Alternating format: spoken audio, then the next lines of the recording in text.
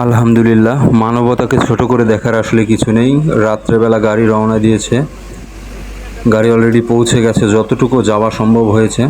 রাত্রেবেলাও গিয়েছে, ইভেন যেতে যেতে আসলে যত দূর পর্যন্ত যাওয়া সম্ভব হয়েছে আমাদের গাড়িটি পৌঁছে গিয়েছে। আসলে এই পানি চোখে দেখার মতো না, হৃদয়ে সওয়ার মতো না। এত পানি বাংলার ইতিহাসে কখনো হয়নি। মানবতাকে কোনো কালেই ছোট করে দেখা হয়নি, কোনো কালে দেখা হবেও না।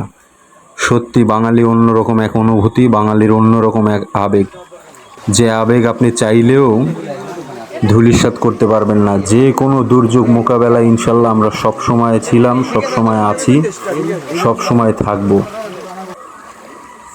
মানুষগুলোর দিকে আসলে আমাদের টিমটি পৌঁছে গিয়েছে। এখনও যেই পরিমাণে পানি দেখা যাচ্ছে, আসলে এটা সবার মতো না। সত্যি কথা বলতে মানব সৃষ্ট প্রাকৃতিক দুর্যোগই বলা যায় এটাকে। শুধু বৃষ্টির পানিতে আসলে এমন হওয়ার কথা ছিল না। আমার দেশের অর্ধলক্ষ মানুষ পানিতে নিমজ্জিত। আমাদের টিমটা যথাসাধ্য চেষ্টা করেছে, তাদের যতটুকু সম্ভব হয়েছে ইনশাল্লাহ মানুষের দুয়ারে পৌঁছে দেওয়ার। এটা সত্যি একটা, কি বলবো, বলার ভাষা নেই। আসলে এই পানি, এই মানুষের আহাজারি